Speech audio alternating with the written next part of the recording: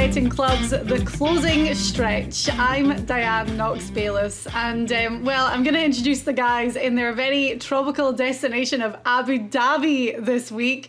Duncan and Neil, are you guys having the best time? Yeah, absolutely. It's amazing, Diane.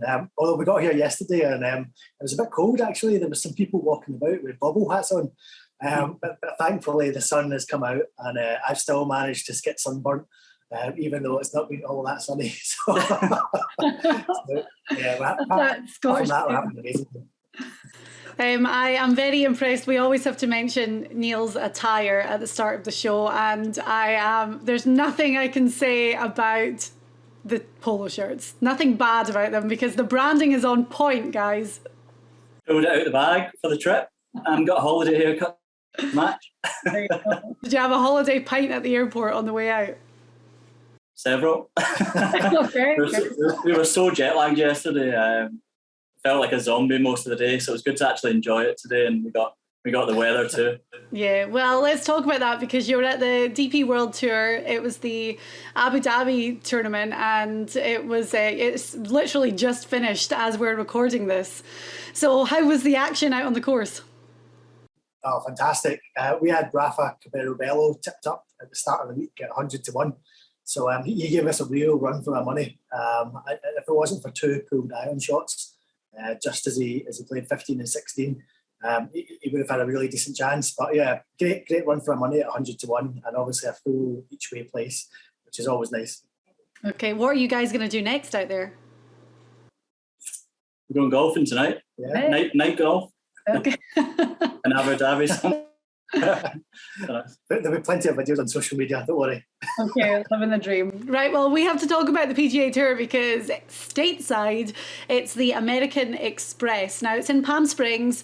It's a 54-hole cut. So the guys were playing over 3 courses: La Quinta Country Club, the Nicholas course, and the Stadium course. And now ahead of the final round, they're all playing the Stadium course, which is the hardest of the 3. We have the famed Alcatraz hole, which is terrifying. Guys, I'm sure you've been following along with the action anyway, but we have 2 tied at the top on 18 under par in Lee Hodges and Paul Barjon. So, Neil, what do you make of the 2 names at the top? Unknown. They're both ranked outside the 300 in the world, so no one was expecting them to be contending this week. Funnily enough, they've been playing every round this week together, and I think they finished on the Stadium course yesterday and both played really well on the Stadium course. So that's a good sign for them playing there again today. They actually co-led an event in the Nationwide Tour back in 2020. Lee Hodges got the better of Barjon that day by 2 shots. It wasn't a convincing display by either. Looking at the scores, I think out of the top 10 at the end of the day, those were the 2 worst scores. So that could be a sign of things to come today. Obviously, they're both going for their first PGA Tour title. I think that Barjon's best finish is something like a T20 back in 2019, and Hodges has got something like a T11. So this is by far and away their biggest day of the year and season and probably career. So It's going to be hard for them today. We are more than happy to take them on, to be honest. We just think it's a lot of pressure for where they're at in their careers. So we're going to take them on, and we'll talk a bit about who we're going to take them in a minute. What I will say about the 2 of them, though, is they played the Stadium course yesterday in really tough conditions, and the toughest conditions that we'd seen on the hardest course over the 3 days. It was windy yesterday. Hodges shot 8 under and Barjon 7 under. Those are real standout performances on that course, and they've got the familiarity on their side and that they're playing the same track again today. Yeah, absolutely. And I think that they're comfortable playing with each other. You know, in their post-round interview, they were talking about how they're good friends and good buddies. And they obviously both graduated from the Corn Ferry Tour as well. So, you know, they've got that comfort with each other, which will certainly help them in the last round. Yeah. And neither of them will probably ever have a better chance of winning on the PGA Tour. So, you know, they obviously can step up and they can grasp it. But, you know, like Neil said, I think for us that inexperience that they both have at this level will ultimately pay ultimately count. And I think they'll both struggle in the final round. Yeah. Right, Dunk. Well, only one shot back is Tom Hoge at 17 under. And we've seen Hoge in contention quite a lot, really. I mean, he just finished T4 at the RSM Classic at the end of 2021. He's number 34 in the FedEx Cup standings right now. So that is testament to his golf and the way his game is progressing. I mean, Hoge has been knocking on the door for a long time to get that win. Yeah, absolutely. You know, he's one of these characters that actually Neil and I disagree on. Sometimes people ask us, you know, like, how do we come to decide our bets? And obviously we fight quite a lot.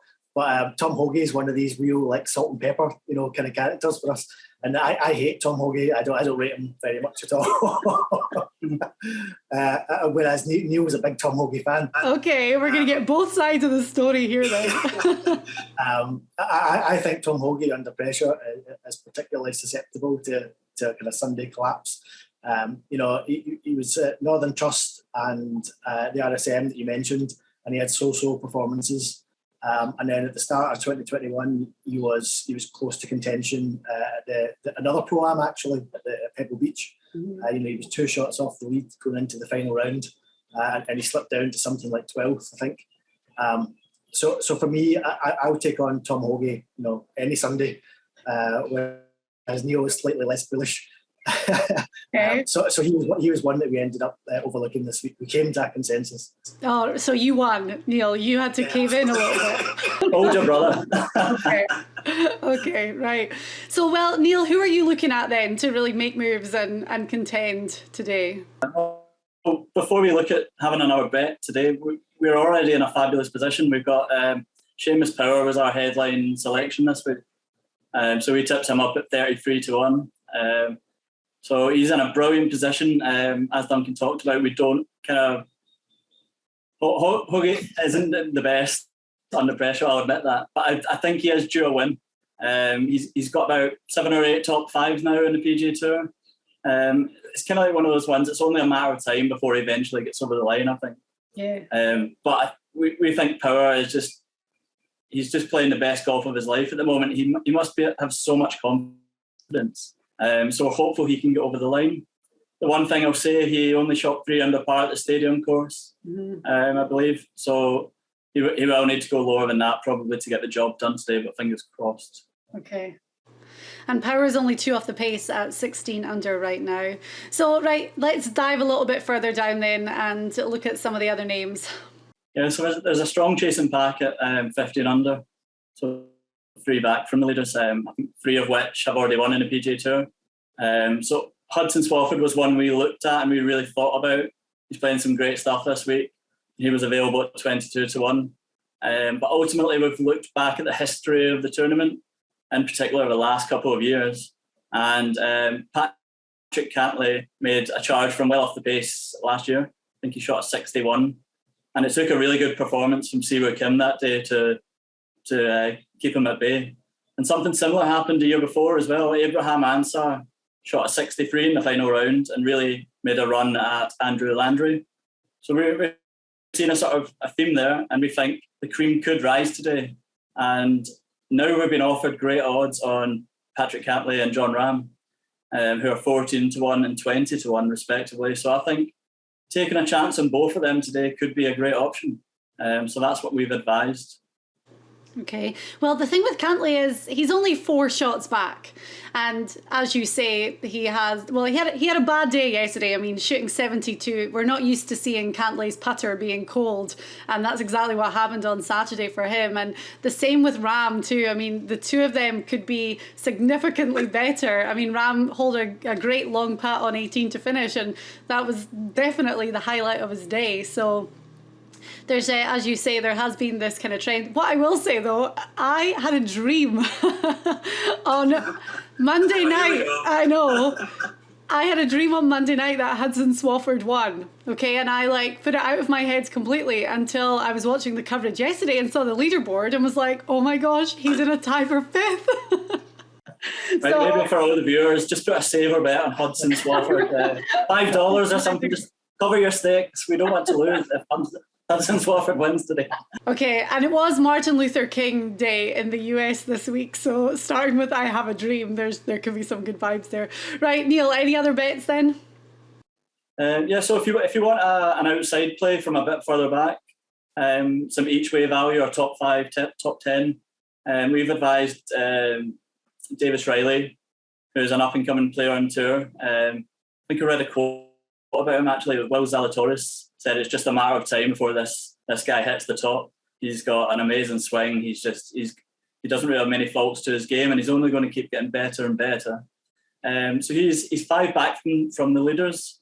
But if what we think is going to happen, that the leaders stall a little bit, 5 shots suddenly isn't too much, and 100 to 1 is worth a small play. So we've advised him 0.5 points each way to come from off the pace today. Okay. There's one other name I want to mention quickly because Neil gives me a hard time for picking this guy. He's only 4 shots back. Denny McCarthy. Denny McCarthy. It's a no from us. All right. Okay, Duncan. Well, last weekend, the parlay did great. So you've got a lot to live up to this week for the AMEX. So who are you going to do? Yeah, absolutely. We've got a double actually this week because they're going out in 3 balls for the final round rather than 2. We've only got 2 selections this week, but there's 2 selections who we quite like. So the first one is Cameron Young, and he's up against Francesco Molinari and Lanto Griffin. Now, Lanto's been struggling with a back injury all week. He's just been managing his way around after he injured it, picking up his dog. So although it's not hindered his performance so far, there's always that element of it could trouble him a bit today.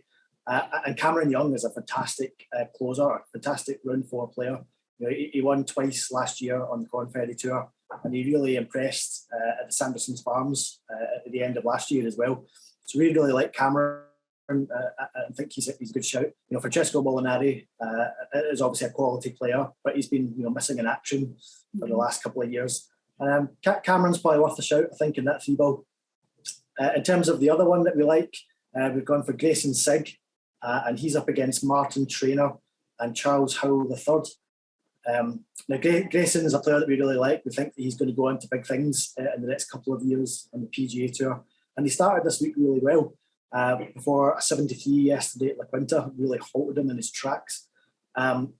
We think that he can go well at big odds today. Martin Traynor is inconsistent. For all that I love Martin Traynor. Who doesn't? He's such a nice person. He's extremely up and down. And in a 3 ball scenario, he's worth taking on if you're getting decent odds elsewhere, which we are. And obviously Charles Howell is the class player from the 3. But I think that the odds that we're getting for Grayson Sigg, we're getting around 2 to 1. I think that's worth a look on Grayson Sigg. So the double for today in the final round then is Cameron Young and Grayson Sigg, and that should pay around 8 to 1. Okay, great. Right, and then we're looking at John Ram and Patrick Cantlay to make some moves. And of course, Seamus Power, who you were touting from the start, to definitely be there or thereabouts today. That's it. Okay, guys, great. Well, thank you so much. Enjoy your time in Abu Dhabi. What have you got planned for the rest of the trip? So big night tonight. We're off to night golf. So it's the battle of the brothers. So if you want to know who's going to win, tune in to social media. So on Twitter, we're at Golf Betting Club, or Instagram at Golf Betting Club Official. And then after tonight, we're off to Ras Al Khaimah for a few days golf. The European Tour or the DP World Tour will be stopping there in a couple of weeks. So we're off to check out course conditions and see how it sets up ahead of the DP World Tour stopping there. So we're leaving no stone unturned to try and get some inside information. Good. And well, that inside information is what you guys are so good at. So if you haven't subscribed already to the Golf Betting Club service, then well, make sure you check out the website golfbettingclub.com. And our show, The Closing Stretch, comes out every Sunday. You can find it on YouTube and on all the podcast apps and sites as well. Just search for Golf Betting Club. Right, guys, thank you so much. Thank you. I'm glad the show's coming to a close because you can barely see it I know. I'm like, The sun is setting over the 12th fairway here, and we're just like shadows. Okay, well, we know that you've got some fun stuff to get up to tonight, so we'll be following along on social, and we'll definitely be looking for a rundown of the Battle of the Brothers next Sunday. Absolutely. Look forward to it.